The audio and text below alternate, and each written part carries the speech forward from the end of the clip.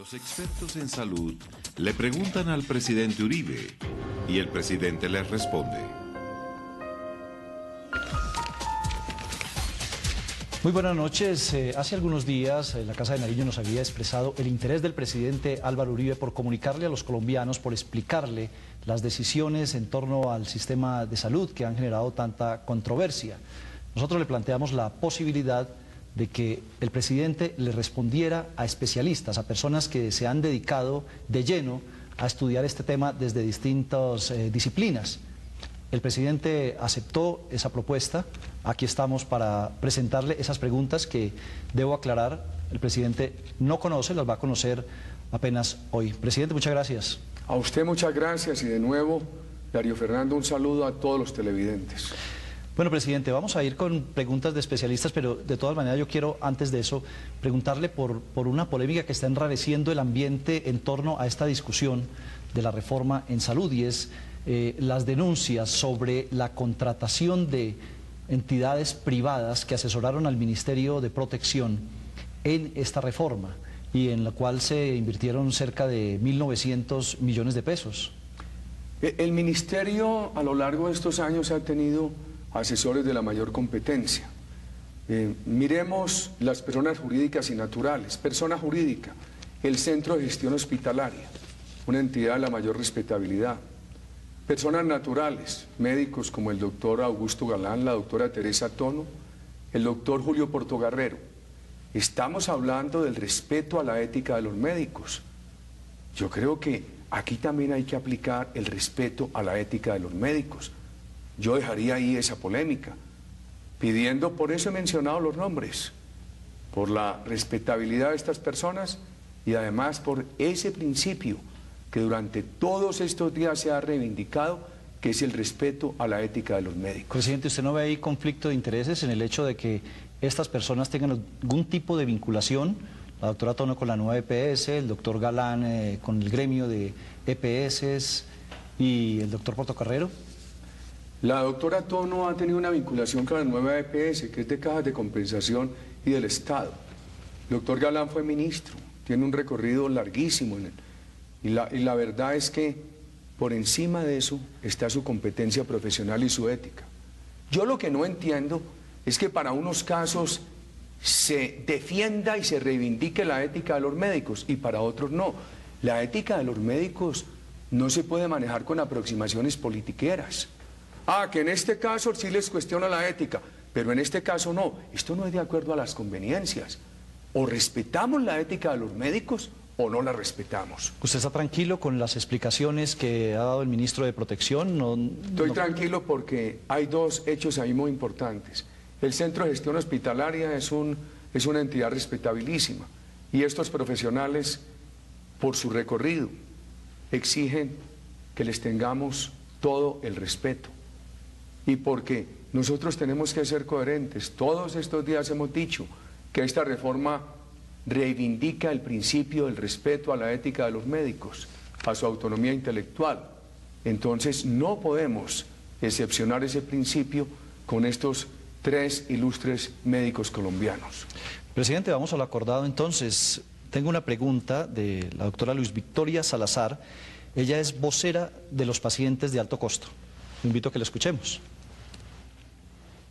Los pacientes de alto costo, crónicas, enfermedades huérfanas, tienen hoy la preocupación que se incrementen las barreras en la atención que ellos necesitan tan continua. ¿Por qué? Porque los decretos como están planteados muestran que va a haber énfasis en la atención en baja y mediana complejidad y también que van a tener en cuenta la costo-efectividad y la pertinencia científica. Esto demoraría más que ellos puedan recibir lo que realmente requieren. ¿Qué tiene para decir en cuanto a esto, señor presidente? Pues es muy grato volver a escuchar a la doctora Victoria, porque en una reunión de hace 2 noches en la clínica León 13, que era una tragedia de hoy gracias a nuestras reformas, es una clínica maravillosa, le expliqué. Primero, doctora Victoria, quiero recordarle, el plan obligatorio de salud no se desmejora. El plan obligatorio de salud se mantiene hoy como plan mínimo. Cualquier revisión a futuro es para mejorarlo. Entonces puede haber pacientes crónicos de alto riesgo cuyas enfermedades estén atendidas por el plan obligatorio de salud. Eso se sigue atendiendo. No puede haber ninguna desmejora. Inclusive habían amenazado que iban a empezar a quitarle esos servicios a algunos pacientes. Inmediatamente recordamos, EPS que lo haga está incumpliendo la ley y debe ser intervenida y sancionada. Yo he estado atento a conocer si se presenta un caso y no se ha presentado. Veamos otra posibilidad, que sean pacientes que a quienes se les estén atendiendo enfermedades no incluidas en el plan de beneficios. Justamente para esto es la reforma. Uno de los objetivos de la reforma es poder financiar eso que se llama extra post, que en la reforma se llaman prestaciones excepcionales, extraordinarias, que la Corte Constitucional ordenó que cuando esa enfermedad no incluida en el plan obligatorio le esté causando un riesgo al usuario, al paciente, hay que atendérsela. Y entonces se descargó la obligación de pagar esa atención en las gobernaciones. Y empezamos a ver que sobrevendría una crisis profunda porque se agotaba el dinero. Justamente para poder pagar eso es que se avanza y se decreta esta reforma y se expiden los respectivos decretos.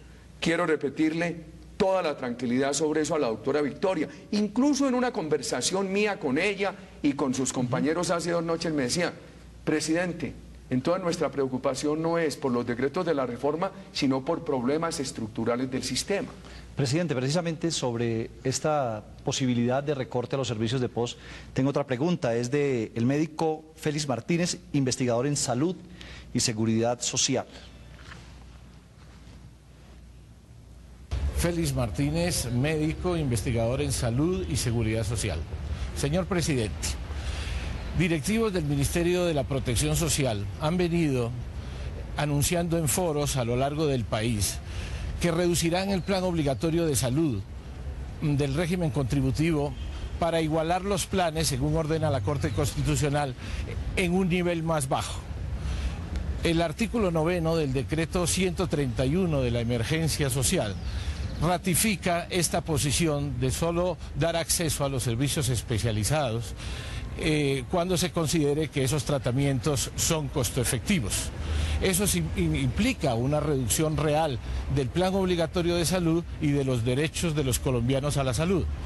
Usted ha dicho, sin embargo, que no ha sido esa la pretensión de la emergencia, que no se reducirán los planes e incluso ha expedido un decreto reglamentario. Me pregunto yo, señor presidente, si sus asesores no le informaron debidamente lo que ese artículo implicaba, que por demás sigue vigente, pues los decretos reglamentarios no tienen la fuerza del decreto ley. Presidente. Le quiero dar la siguiente respuesta al doctor Félix. Primero, en el mismo decreto 131 se hace mención al artículo 162 de la ley 100. Ese me parece que fue ayer y hace muchos años que me tocó redactarlo como senador de la República. Consagra el principio de que tiene que haber un plan mínimo. Y aquí se mantiene. Y el plan mínimo es el plan que teníamos los colombianos antes de que dictáramos estos decretos. Y por eso es válido totalmente el decreto reglamentario que dice justamente que ese plan que teníamos el 21 de enero, antes de expedir este decreto, y que se había mejorado recientemente, es el plan mínimo, y que solamente puede revisarse para mejorarlo. El doctor Félix, en la primera parte de su pregunta dice, van a reducir los beneficios del régimen contributivo para nivelarlo con el subsidiado. Apreciado doctor Félix, todo lo contrario. Lo que estamos haciendo es, a ver, aquí está el contributivo y aquí está el subsidiado. El doctor Félix presume que lo que vamos a hacer es bajar el contributivo para nivelarlos. Vamos a hacer todo lo contrario. Si el contributivo no lo podemos rebajar, además nuestra decisión política es nunca reducirlo, para nivelarlos tenemos que subir el subsidiado, como lo ha ordenado la Corte Constitucional y como nosotros lo compartimos. Incluso ya se ha elevado el subsidiado al nivel del contributivo para todos los colombianos menores de 18 años. Y ya empezamos a aplicar un piloto en la ciudad de Barranquilla. Los 554.000 compatriotas de régimen subsidiado en Barranquilla, hoy les estamos elevando el plan subsidiado para que quede igual al contributivo. Presidente, pero en el decreto sigue vigente esa restricción, ese criterio de establecer costo-beneficio. Será un paciente con avanzada edad, de pronto le van a decidir si hay que invertir en él o no hay que invertir en su tratamiento. Eso no se puede entender así, Darío Fernando. No, eso es totalmente en contra de lo que son los principios de la seguridad social. Aquí hay una cosa que se llama el principio de la solidaridad, otra el principio de la eficiencia y otra el principio de la universalidad. De acuerdo con el principio de la eficiencia, hay que tener en cuenta también que los recursos son finitos y que no se pueden votar. Y de acuerdo con el principio de la solidaridad, no se le puede negar al paciente lo que requiera. Y esos principios están en nuestra Constitución y siguen vigentes, y estos decretos leyes no los pueden violar. Yo le pongo un caso, presidente. Una persona que lleva mucho tiempo contribuyendo al POS, no lo ha utilizado, ya llega a su mayoría de edad, que es cuando se vuelve más probable un probable enfermo. En ese momento ya no puede hacer uso de todos los recursos, de todo lo que le puede ofrecer el POS, porque su costo-beneficio va a ser... No, de ninguna manera, Darío Fernando. ¿Va a ser bajo? No, de ninguna manera. Entre otras cosas, eso hay que hacerlo concordante con lo que es la autonomía del médico. Y a ese paciente, ese ejemplo que usted me está poniendo, lo defiende totalmente esta emergencia. ¿Por qué? Porque su médico ya no va a estar presionado por la EPS. Las guías, los estándares se originaban en las EPS, y las EPS se conocieron muchas denuncias de médicos que decían: como yo no cumplí la guía de mi EPS, me echaron. Ahora los estándares, las guías, no provienen de las EPS, ahora van a provenir de las sociedades científicas. Entonces, ese médico que va a atender ese paciente anciano va a mirar qué ha dicho la sociedad científica, qué es el estándar, cuál es la guía para ese caso. Y además, queda ese médico todavía con más poder, porque la norma dice claramente que a ese médico se le respeta su autonomía. O sea que va a ser ese médico, en ejercicio de su autonomía intelectual, el que va a decir cómo hay que atender a este señor del ejemplo que usted trae. A propósito de la autonomía médica, tengo una pregunta precisamente del presidente de la Academia Nacional de Medicina, que plantea que sigue manteniendo sus dudas sobre este tema de autonomía. Escuchémoslo, presidente. Señor presidente, recojo la inquietud de los médicos del país. Es relacionada con la autonomía profesional. Como la autonomía representa la parte esencial para el ejercicio de la profesión médica y es una prenda de garantía para el paciente, ¿cómo se va a asegurar que esta garantía, que esta autonomía no va a ser vulnerada? Para mí ha sido muy grato las reuniones que hemos tenido con las sociedades científicas y una larga reunión con el doctor Malagón y sus compañeros. Primero revisamos lo que podríamos llamar el decreto madre, el decreto ley. En el decreto ley uno encuentra lo siguiente: en la parte de principios se refiere expresamente al respeto a la autonomía intelectual de estas profesiones, a su ética. En otros artículos habla de estándares y guías como referencias y también habla de casos obligatorios. Por eso, perfectamente, el decreto reglamentario se acomoda al decreto ley al aclararlo. El decreto ley trae todos esos escenarios, esas hipótesis. La hipótesis que nunca se puede desvirtuar la autonomía del médico. La hipótesis de cuándo esas guías son obligatorias excepcionalmente. Y la hipótesis general de que son referentes indicativos. Nosotros consensuamos con el doctor Malagón mi ilustre quien me ha entrevistado, y con sus compañeros que acudieron esa noche aquí, médicos muy ilustres del país, el decreto reglamentario. El decreto reglamentario repite el principio de respeto a la autonomía del médico. Dice claramente que esos estándares y esas guías provienen de las sociedades científicas, que tienen un efecto indicativo, una referencia indicativa, y que solamente en casos excepcionales de evidencia científica son obligatorios. Pero aún para esta excepción de la guía obligatoria, el decreto dice: el médico o el odontólogo se puede apartar por su criterio intelectual aún de la guía obligatoria. Por ejemplo, hay un caso obligatorio de evidencia científica y se enferma el señor A, y ese caso del señor A cabe dentro de lo que se llama la guía obligatoria. El médico debe mirar esa guía y seguramente en muchos casos la seguirán, pero el médico también puede decir: este señor A, en esta enfermedad, de acuerdo con mis conocimientos, yo no le voy a recetar lo que dice esta guía obligatoria.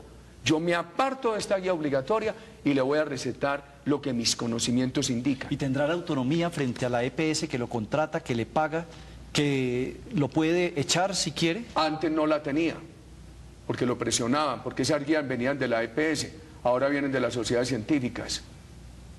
Ahora las EPS pueden ser intervenidas, antes no. Ahora los funcionarios de las EPS pueden cometer delitos en esa tarea. Antes esas conductas no eran delito. Entonces él ahora no va a obedecer las guías de la EPS, sino que va a mirar las guías de las sociedades científicas. Estoy esperando que me va a hacer una pregunta. ¿Lo pueden sancionar? Sí, porque precisamente usted ya anunció que eso se modificó, el tema de la sanción. No, no se modificó, doctor Darío Fernando. ¿La sanción al médico? No, de ninguna manera se modificó. Pues existe No, esa... no, esto es, lo que se define en el decreto reglamentario está totalmente ajustado al decreto ley. Sí, porque si no sería... Entonces le voy a decir, ¿cuáles son las únicas instituciones que pueden sancionar a los médicos y a los odontólogos? Los tribunales de los propios médicos y odontólogos, sus pares. No puede ser un organismo burocrático, son sus pares, los médicos, los odontólogos. ¿En qué caso procede la sanción? Si se cumplen dos condiciones, no basta con una, se tienen que cumplir dos. Una, sí, que se separe injustificadamente de una guía obligatoria, que allí en un caso serio de evidencia científica, donde los propios científicos de la medicina dijeron: el procedimiento es este, el médico se separe, aplique otro procedimiento y no lo justifique. Y segundo, que le haga un daño económico al sistema. ¿Quién aprecia eso? Los propios médicos, los propios tribunales de médicos y odontólogos. Son los que van a apreciar si se cumplen o no las dos condiciones. Bueno, ¿y el monto de la sanción? Hay una escala de sanciones y ellos mismos se mueven dentro de la escala. Bueno, presidente, volviendo al tema de la financiación y de por qué estamos en esta situación, muchas de las personas que aparecen en las preguntas ya han sido interlocutores suyos, como usted lo ha visto.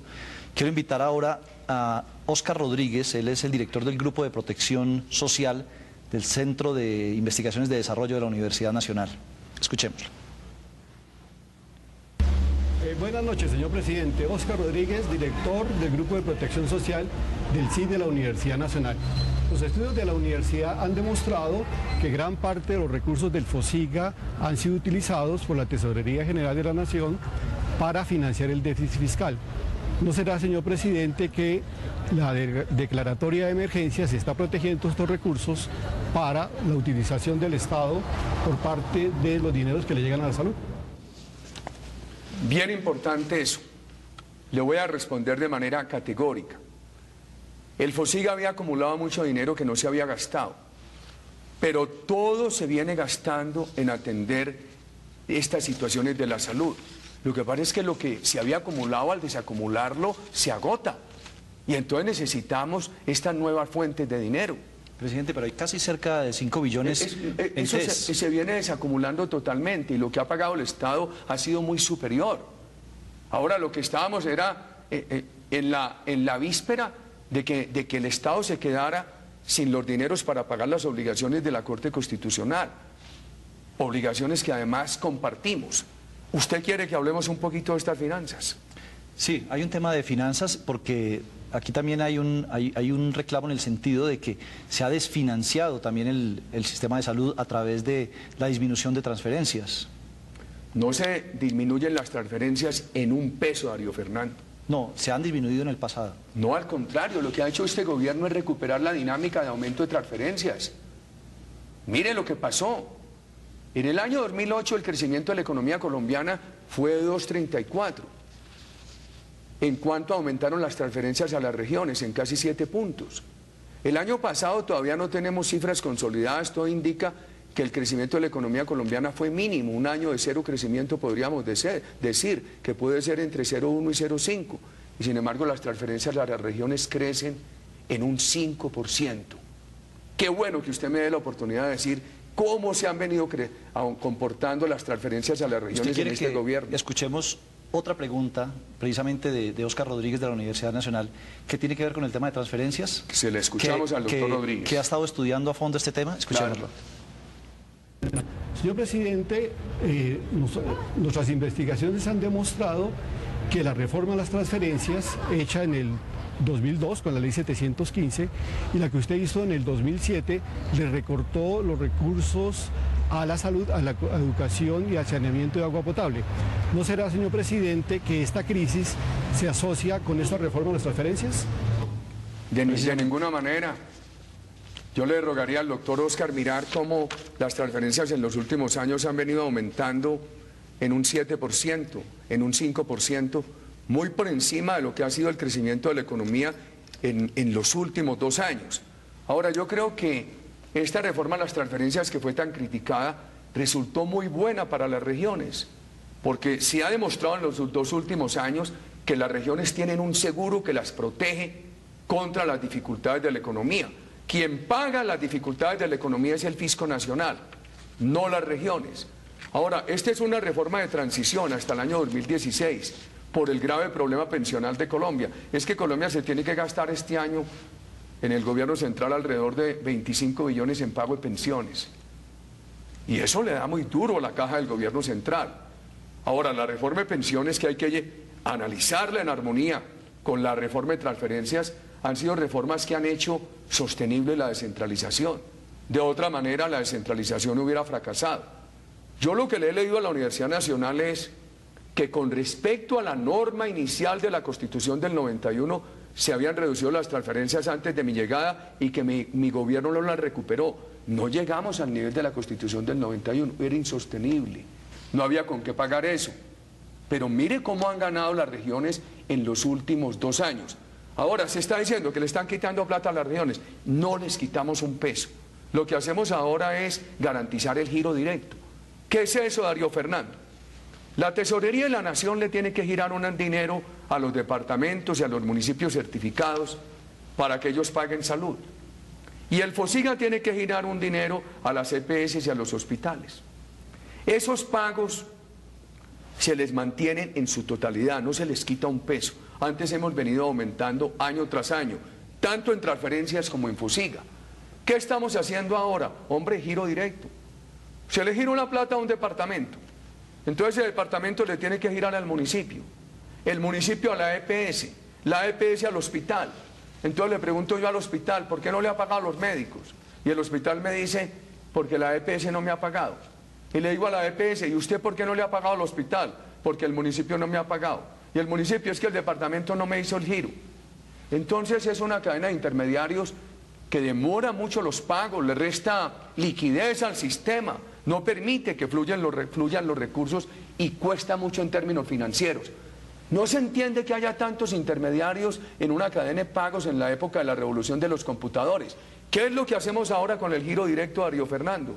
Que desde la Tesorería General de la Nación o desde el FOSIGA salga el giro al último beneficiario. Mire, esta plata, siempre acordado con el municipio o con el departamento, De esta cuenta, esto es lo del municipio, esto es lo de la EPS, esto es lo del hospital. Eso que empiece el 1 de abril, estamos seguros que le va a dar mucha agilidad a los pagos y le va a ahorrar mucho dinero al sistema. Bueno, ese es el bolsillo del Fisco Nacional. Yo le invito a que veamos una pregunta sobre algo que ha golpeado, una noticia que ha golpeado porque se considera que afecta el bolsillo de muchos colombianos. Escuchémoslo, presidente. Señor presidente, ¿qué justificación tiene que los colombianos de diversos estratos sociales tengan que utilizar sus cesantías para el tratamientos médicos? ¿Puede una persona enferma, independientemente de su estrato, soportar tratamientos que incluso pueden superar los 10 o 15 millones de pesos durante toda su vida? ¿Eso es aseguramiento? Lo habíamos hablado, creo que él es de las facultades de medicina. Sí, señores. Sí. Quiero saludar muy respetuosamente al Ricardo Rosso. Al doctor Rosso, quien me formula esta pregunta. Primero, los planes obligatorios hay que cumplirlos. Una persona de cualquier estrato que tiene una enfermedad que está cubierta en el plan obligatorio se la tiene que atender. Eso no hay duda. ¿Por qué le hago esta aclaración? Porque alguien me dijo, presidente, entonces yo que cotizo voy a tener que sacar cesantías para que me atiendan. No, lo que esté incluido en el plan obligatorio, se lo tiene que pagar el plan obligatorio. Hablemos de lo que no está en el plan obligatorio, las prestaciones excepcionales. Se ha dicho, estratos 1, 2, 3, 4. En esos casos en los cuales hay una enfermedad no incluida en el POS, en el plan obligatorio, que está poniendo a esa persona en riesgo, lo tiene que atender el Estado. Y para eso son estos recursos, para poder cumplir con eso. ¿Qué se ha dicho? Hombre, una persona de estrato 5 o 6, los más pudientes, puede ayudar. Yo le hago una pregunta, presidente. Usted que sabe de cifras y todo eso, ¿cuánta gente de estratos 5 y 6 tiene cesantías? ¿Con el salario integral? No, pero hay muchos, Darío Fernando. Hay muchos. Ahora, lo que he dicho es, la Constitución trae el principio de solidaridad. En una sociedad con pobreza, con desequilibrios, es perfectamente entendible que el Estado haga el mayor esfuerzo en los más pobres y que las personas que tienen medios, en este caso estratos 5 y 6, puedan ayudar con sus medios. Ahora usted también sabe que el salario integral se desagrega en dos partes. El salario básico más el componente prestacional, que generalmente es del 30%. Entonces también se puede mirar ese aspecto. Sí. Pero también le quiero dar esta seguridad. Alguien me dice, presidente, con lo que usted ha dicho, de que si no queda claro que es solamente una posibilidad para que contribuyan estratos 5 y 6 en extra post, nunca en el post. Usted ha dicho, presidente, que si eso no queda claro, usted se le pedirá al Congreso que derogue eso de las cesantías. Eso es improvisación. Improvisación no, lo que pasa es que esta es una democracia. Y este es un gobierno que ha vivido hablando permanentemente con los ciudadanos. Yo he respetado el criterio del Ministerio de Hacienda en esto, que el Ministerio de Hacienda también me ha dicho, mire, el esfuerzo de Colombia es muy grande. País todavía con la pobreza y los desequilibrios de Colombia, que en este gobierno ha llegado a 41 millones de ciudadanos atendidos en salud, porque no hemos hablado de los logros de este gobierno. No, Ahora tenemos que hablar de eso, porque una de las razones de la reforma es hacer esos logros sostenibles. Entonces me dice el ministro de Hacienda y me dicen las viceministras, ¿por qué no puede ser que después de este esfuerzo tan grande, que nos ha permitido pasar de 23 millones de asegurados a 41 millones de asegurados, en lo que es extra post, en lo que son prestaciones por encima del post, los sectores más pudientes, 5 o 6, colaboren con los copagos? Ahora, si eso no queda claro, y como esto de todas maneras se tiene que discutir en el Congreso, si esto no queda claro, yo repito con toda franqueza ante mis compatriotas, el gobierno sería el primero en aceptar que se derogue. ¿Se deroga a través de ley del Congreso? Usted sabe que el Congreso tiene la facultad de revisar y modificar los decretos de emergencia. Los decretos de ley. Y durante el año siguiente tiene la facultad de modificar aquellos decretos de emergencia que tengan que ver con tributos. Usted sabe que aquí incrementamos unos tributos. Pero hay una cosa que es bueno aclararle a la gente, es que los decretos reglamentarios no pueden modificar el decreto ley. Pero los decretos reglamentarios lo aclaran y Los decretos reglamentarios cumplen la finalidad de hacer que los decretos leyes sean aplicables. Bueno, presidente, yo vuelvo al caso de este paciente, de este ciudadano que aportó durante muchos años al POS y que después llega un momento en que le reclama al POS un tratamiento determinado, ya en una edad mayor, y la EPS le dice, usted no tiene derecho a esto porque no, la ley no lo permite, saque de sus cesantías. Entonces, todo lo que aportó al régimen no le sirve y tienes que acudir a sus cesantías. No, porque... ¿Ese sería el escenario? No, ahí hay una equivocación en su pregunta. ¿Cuál, presidente? Eso está en el POS y se lo tienen que atender. Extra POS. Sí, Extra POS. En el extra POS, primero lo del extra POS lo paga es el Estado. Y entonces es el Estado el que va a definir cómo son los copagos, de acuerdo con las enfermedades. Y en este caso las cesantías solamente en estratos 5 y 6. Eso no puede tener interferencias de EPS. Bueno, presidente, vamos a hacer una pequeña pausa y volvemos porque nos quedan todavía unas preguntas de algunos especialistas. No hemos hablado nada de los beneficios de la reforma. Estamos hablando de las críticas que los especialistas hacen a eso. Sí, pero es que es una reforma muy sólida, que tiene muchísimos beneficios para los colombianos. Ojalá podamos hablar de esos beneficios. Ya vamos a hablar de eso también. Ya volvemos con ustedes. Claro que sí, pero...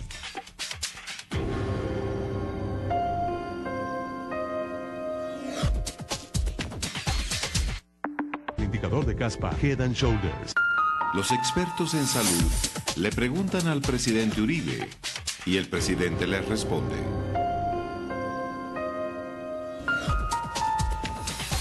Y seguimos en este especial del radar en el que el presidente Álvaro Uribe le responde a especialistas sobre temas de controversia, sobre inquietudes relacionadas con las medidas de la emergencia social que dieron origen a las reformas en el sistema de salud.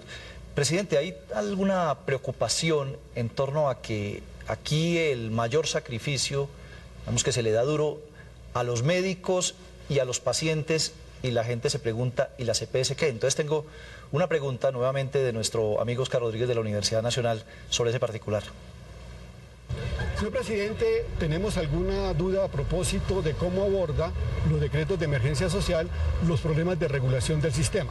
Esta pregunta se la hacemos porque se conoce por la opinión pública y hemos conocido a través de nuestros estudios que existe una falta de regulación en el régimen subsidiado y que se demuestra en que los recursos de la salud para la población pobre fue utilizado bien por los paramilitares o bien por la guerrilla y que no llegó a prestar los servicios que la población requería. Y en segundo lugar, porque gran parte de las tutelas que colocan los ciudadanos, muchas de ellas es por servicios que están incluidos en el POS y que las EPS no brindan.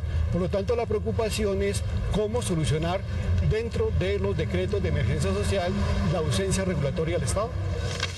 Bueno, si algo ha corregido este gobierno es la interferencia de los grupos terroristas en estos presupuestos. Y yo lo denuncié directamente. Yo recuerdo muy al principio del gobierno una denuncia en Quibdó. Y yo mismo pedí las sanciones a esa empresa. Yo diría que eso es un aspecto que Colombia entiende superado. ¿Y los decretos ahora qué contemplan para poner en cintura a EPS? ¿Cuál va a ser la cuota de sacrificio de las EPS? Pero antes le quiero contestar al doctor Oscar lo siguiente. Él dice, muchos colombianos tienen que acudir a una tutela para que les presten un servicio. Servicios de aquellos que están en el plano obligatorio. Tiene razón. Muchos han tenido que acudir a una tutela para obtener un servicio del plano obligatorio y otros para conseguir un abuso. Porque también hay muchos que a través de una tutela se han conseguido que, por ejemplo, les atiendan una cirugía de embellecimiento. Y es tan grave lo primero como lo segundo. Yo pienso que al tener ahora los estándares y las guías provenientes de las sociedades científicas, que tienen el alcance de dictamen para todos los funcionarios, yo creo que eso, primero, va a ser más exigente el cumplimiento con las normas de las EPS. Si hay unas guías muy claras, unos estándares muy claros, ¿por qué van a dejar que eso tenga que ir a tutela? Y segundo, aunque el juez de tutela mantiene totalmente la autonomía, y lo quiero repetir esta noche, al mirar ese estándar o al mirar esa guía, el juez también va a encontrar un insumo, va a encontrar una fuente alimentaria de su conocimiento que le puede ayudar a mejor fallar en la solicitud de la tutela. Presidente, usted pone el ejemplo, se lo he escuchado varias veces también al ministro, de la cirugía estética, que es el abuso. Pero ¿por qué no hablan de los abusos de EPS? Esos casos en los que la EPS se niega a prestar el servicio, incluido en el POS. Casi que recomienda que haya tutela porque en el repago que hace el FOSIGA sale ganando. Mire, mantenemos ese instrumento de defensa del pueblo colombiano que es la tutela. En nada se afecta. Y segundo, se lo vuelvo a explicar, la EPS hoy va a tener que ser más respetuosa del plan obligatorio, porque ya va a tener unos estándares y unas guías que no provienen de la propia EPS, sino que provienen de las sociedades científicas de los médicos. Pero permítame entonces hablar de regulaciones a las EPS. Primero, en este gobierno, en las EPS de régimen subsidiado, se pasó de un 15% que se les permitía de sus ingresos para gastos administrativos a un 8%. Segundo, las EPS hasta que llegó este gobierno podían contratar el 100% de sus servicios con sus propios hospitales. Integración vertical. Este gobierno, en la ley 1122 que nos aprobó el Congreso, limitó eso al 30%. La Corte Constitucional en sentencia dio un año de transición. Ese año ya pasó. Ahora es la superintendencia la que nos tiene que decir, ¿hay violación al límite del 30% o no hay? Si no hay, que se lo diga con claridad al país para despejar las dudas. Si hay, que también con claridad imponga las sanciones del caso. Por primera vez, los funcionarios de la EPS son sujetos de delito por estos temas de la salud. Yo creo que ahí hay un avance importantísimo, importantísimo.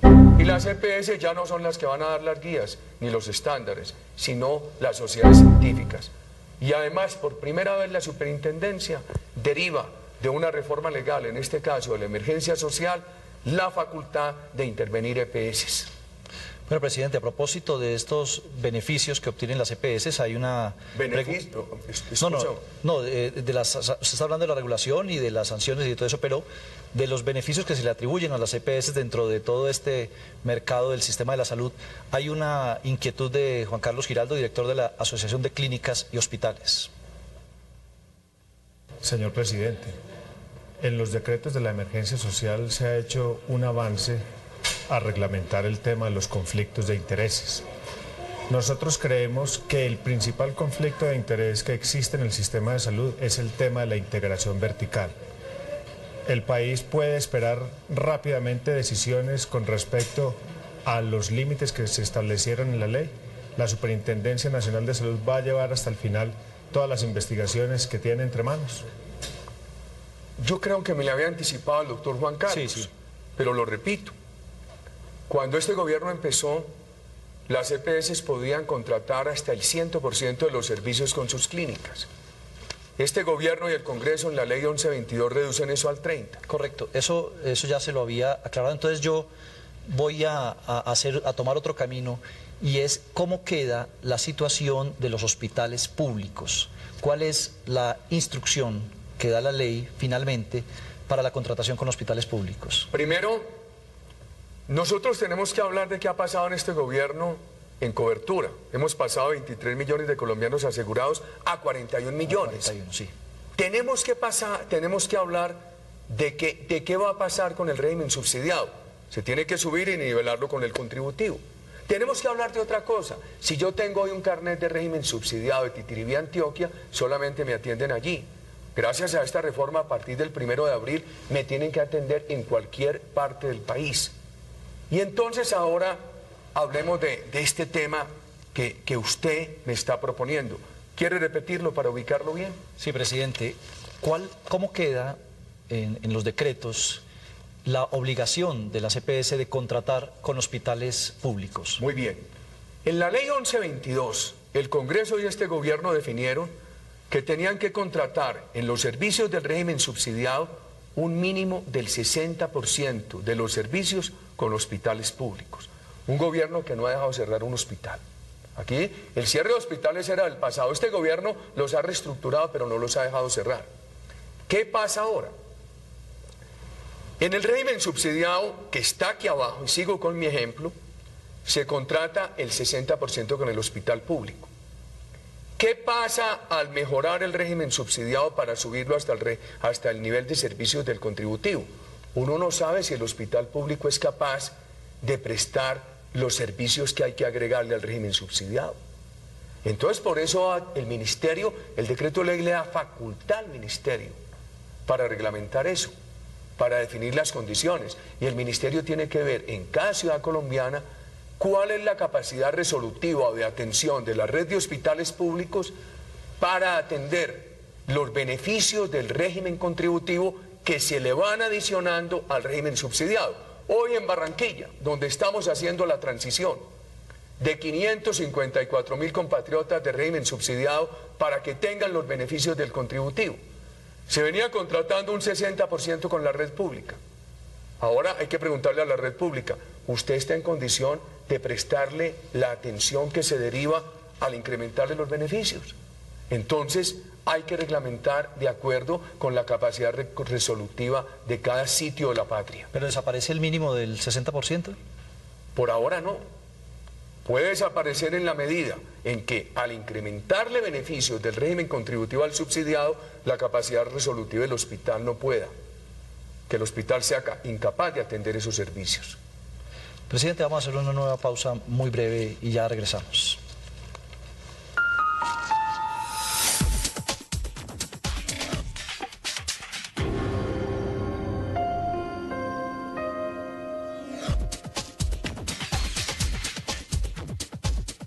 Más cerca de ti. Los expertos en salud le preguntan al presidente Uribe y el presidente les responde.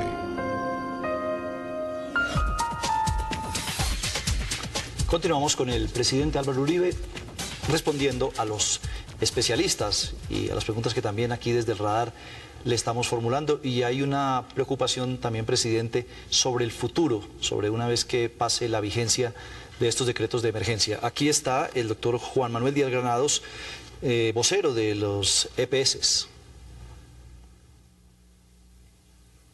Señor presidente, de acuerdo con la Constitución colombiana, las medidas tomadas en la emergencia social que generan nuevos ingresos durarán solo 2 años. La pregunta es, en su opinión, ¿qué debe hacer el país dentro de 2 años cuando estos recursos adicionales ya no estén vigentes para garantizar la sostenibilidad del sistema de salud en Colombia y que el país continúe en una senda de progresividad para la unificación de los planes de salud que hagan de Colombia un país democrático e igualitario? Doctor Juan Manuel, primero veamos cuáles son los nuevos recursos y segundo, entremos en el tema de la vigencia de esos recursos. ¿Cuáles son los nuevos recursos? Es una competencia a los departamentos para que los departamentos operen juegos novedosos, ingresos para la salud. Nuevos recursos provenientes de un mayor IVA a la cerveza, a los licores, a los cigarrillos, a los juegos. Bien importante, no tocamos la canasta familiar.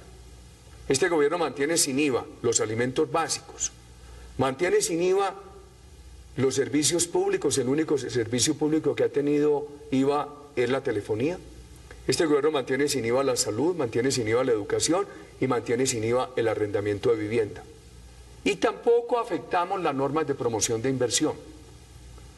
Veamos, esto no puede durar sino hasta el final de la siguiente vigencia fiscal. Se dictaron en enero de 2010, tienen duración hasta el 31 de diciembre de 2011. Pero el Congreso los puede convertir en permanentes. Nosotros le vamos a pedir al Congreso de la República que nos ayude convirtiendo estos ingresos en ingresos permanentes para la salud de los colombianos. ¿Estos impuestos que sean permanentes? Por supuesto. ¿Cómo más se van a obtener recursos, presidente? Hay propuesta en el sentido de que aquí lo que hay que hacer es regularizar el trabajo, o sea, volver al trabajo formal, que se ha informalizado, que ha disminuido los aportes de los trabajadores a través de sistemas de contratación. Hay cantidad de gente que contrata a un trabajador y lo mantiene en el CISBEN. Hay que aumentar la participación de los aportes de trabajadores, obviamente también generando más empleo. Sí, Darío Fernando, usted me preguntó por otros ingresos. Esta pregunta se la desagrego en dos. Esa segunda y la pregunta inicial, por nuevos ingresos. Yo creo que aquí hay no solamente ingresos adicionales de impuestos, sino nuevas posibilidades como los juegos que deben operar rápidamente los departamentos. Ahorros, en la medida que hagamos giro directo, hacia ahorran unos costos financieros muy altos. También unas normas contra la corrupción, unas normas por la transparencia, que tienen que ayudar muchísimo. Usted me pregunta, y su pregunta tiene relación con esto. El régimen contributivo es un régimen sostenible, porque por cada trabajador se pagan 12 puntos de la nómina. El empleador paga 8, el trabajador paga 4 puntos de la nómina. Eso se aumentó un poquito justamente para ayudar al régimen solidario. Entonces usted lo que dice es, muchos colombianos eluden eso. Primero, es que la pobreza en el país llegó a tocar niveles del 60%. Nosotros recibimos el desempleo alrededor del 18%. Lo habíamos bajado alrededor del 11%, se nos subió algo en el año 2009. Ojalá el país recupere la senda de disminución de desempleo, que sería tema de otra noche. Pero no está muy flexible el régimen laboral. Esto es lo que ha hecho este gobierno, es evitar, por ejemplo, la propuesta de eliminar las contribuciones al SENA, a las cajas de compensación, a bienestar familiar, porque no podemos quitarle esos beneficios a los trabajadores. Algunos dicen, quiten esas inflexibilidades. ¿Cómo hacemos? Yo creo que este gobierno ha evitado nuevas cargas, pero también ha evitado que quite estos beneficios. Lo que pasa es que también hay un sector donde hay trampas. Por ejemplo, hay empresas que todavía, en lugar de tener a los trabajadores afiliados al régimen contributivo, les dicen, vayan al pueblo y consíganse un carnet en régimen subsidiado. Claro, lo que le decía. Aquí hay unos recursos adicionales para luchar contra la corrupción. El país tiene que seguir esa lucha contra la evasión, que en este gobierno hemos dado una gran lucha. Usted recuerda toda la discusión por la pila. Sí. Antes los colombianos tenían que hacer muchas declaraciones y pagos diferentes. Uno para el régimen contributivo de salud, otro para pensiones, otro para el SENA Bienestar y las cajas, otro para riesgos profesionales. Eso lo unificamos en medio de tanta polémica. Ha ayudado a evitar evasión, y muchísimo. Pero ahora hay que buscar enfrentar otra evasión, que es esa evasión que se da en empresas que deberían tener a los trabajadores afiliados al régimen contributivo, violan la obligación y simplemente les dicen que se consigan un carnet de régimen subsidiado. ¿Para eso ya hay algo previsto o se propondrían unas nuevas normas? Hay unos temas previstos de inspección laboral por regiones en Colombia y las normas están. Entonces hemos hecho un gran avance contra la evasión con la pila, nos falta este. Muchos colombianos critican, los que hacen el estudio económico, dicen, es que usted, presidente, sí, ha logrado tener 41 millones de colombianos asegurados, pero tiene 23 en el régimen subsidiado que no contribuyen. Solamente hay que contribuyen 18 millones, que son los beneficiarios del contributivo. Este también ha crecido, eran 13 millones cuando llegó este gobierno, y hoy el contributivo tiene 18 millones de beneficiarios. En la medida que la economía mejore, va a ser posible ir formalizando trabajadores. Y entonces que hoy están en el subsidiado, al entrar a formalizarse, empiezan a cotizar al contributivo. Ahora, con una economía que logró esos niveles tan altos de pobreza, que mantiene estos niveles todavía de pobreza y informalidad, uno no puede decir, no, esperemos que se formalicen, por ahora tengámoslo sin nada. No, nosotros hemos entendido que es una obligación para la sociedad colombiana que estos millones de pobres tengan afiliación a la salud.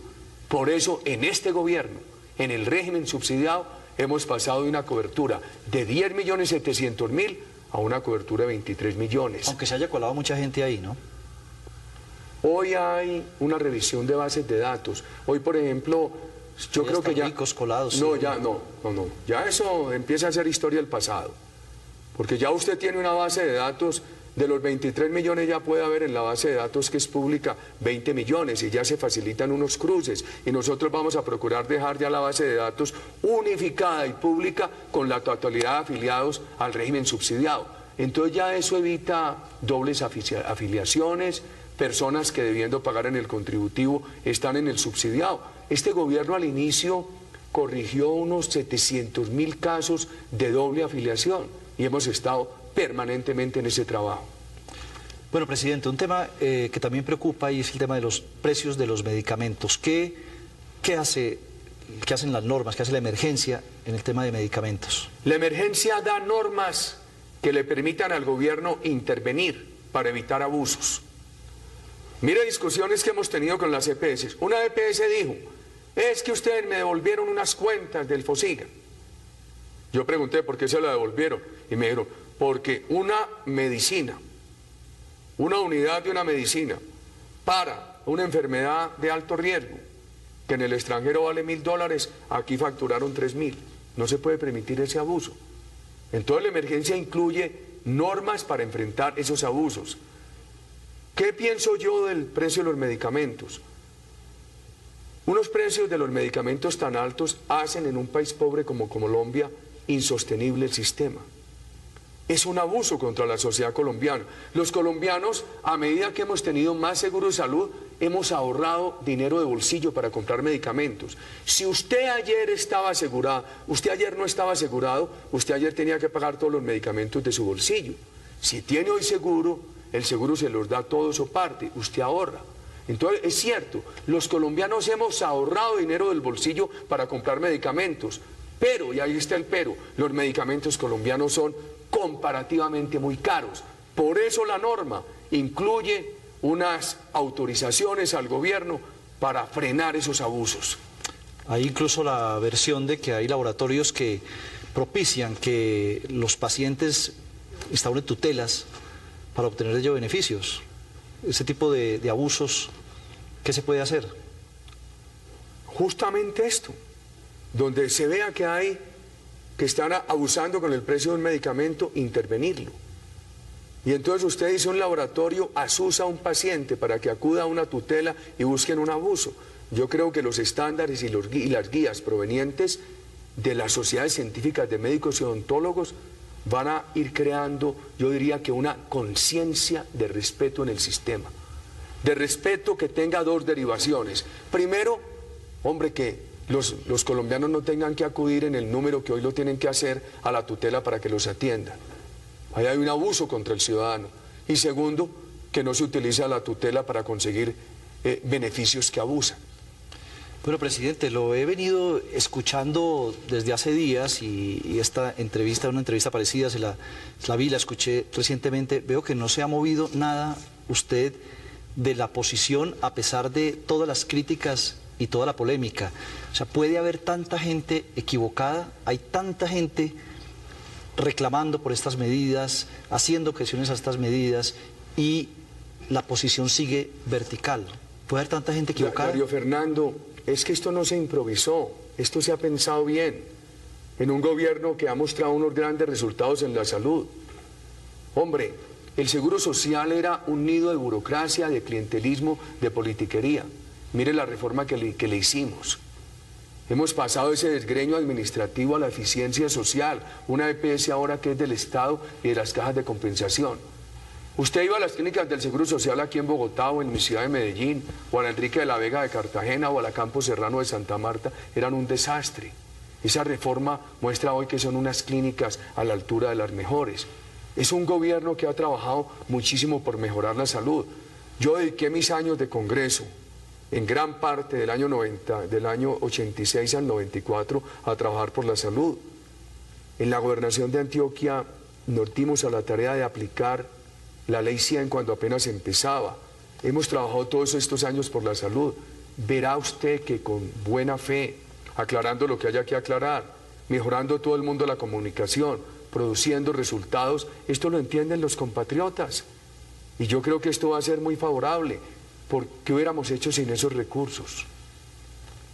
Imagínese usted, ¿no es mejor que las guías las den las sociedades científicas y los estándares a que provengan de las EPS? ¿Qué pasa, presidente, si la Corte declara inconstitucional esta emergencia? Yo quisiera que no.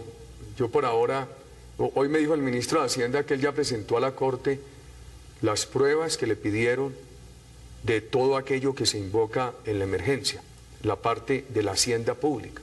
Esta tarde me puso un mensajito diciéndome que ya había presentado eso. Ahora, ¿el gobierno puede demostrar que son hechos sobrevinientes? Por supuesto, por supuesto. ¿Por qué? porque había una cadena que nos podía llevar a que llegara un hecho que nos dejara sin posibilidades de pagar el extraposo.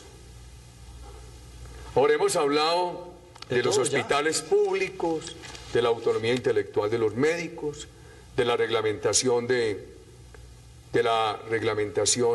los medicamentos, de las EPS, del control a los medicamentos, de los nuevos impuestos.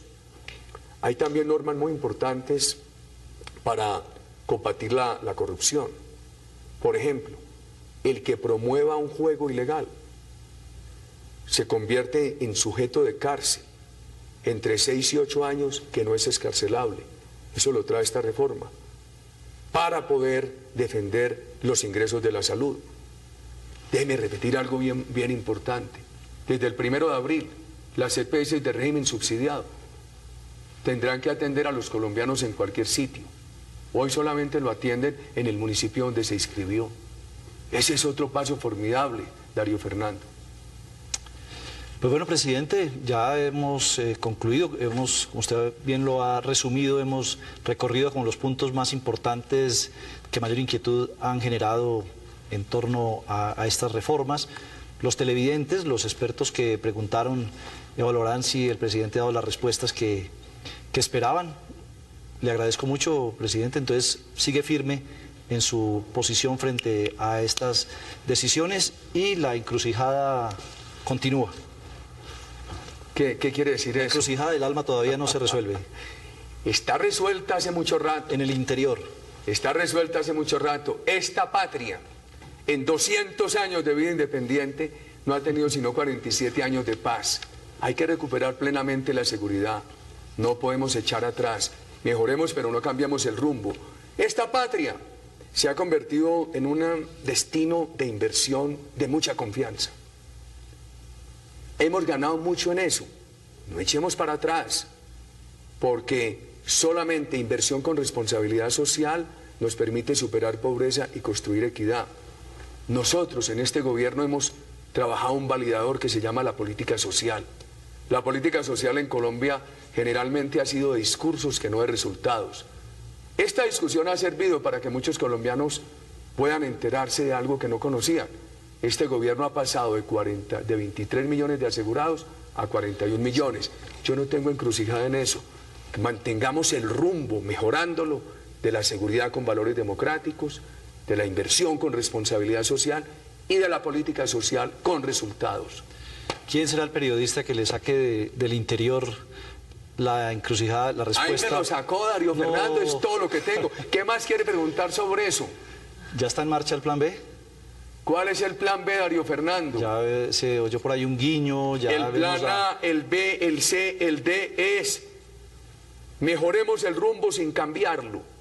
¿Por qué, si nos estamos quitando de encima a los terroristas, por qué vamos a cambiar eso? ¿Por qué, si el país empieza a tener unos ritmos bien importantes de inversión, por qué vamos a abandonar eso? Es que el profesor de la Universidad Nacional habló de la educación, porque no era el tema de esta noche, pero qué bueno que le dieron la oportunidad a usted, a la ministra de Educación, o a mí, de hablar del avance de este país en estos años en coberturas y en calidad de educación. ¿Por qué vamos a abandonar esto? Mejoremos el rumbo, pero no lo abandonemos. La Corte empezó hoy ya el estudio del referendo, de la ponencia del magistrado Sierra. Empieza hoy, parece que el tiempo difícilmente va a alcanzar. Se están acumulando las fechas para que haya una aprobación de referendo antes de que los plazos para inscripción de candidaturas se cumplan. Sobre eso yo le digo dos cosas. Primero, yo quiero a Colombia. Nací con profundas convicciones democráticas y tengo el espíritu preparado para trabajar por la patria desde cualquier trinchera. Y en relación con el trámite de la Corte Constitucional, quiero aportar prudencia para contribuir al tranquilo discurrir de las instituciones. Presidente, muchas gracias. A usted muchas gracias, Darío Fernando. Gracias por acompañarnos hasta esta hora. Y feliz noche a los televidentes.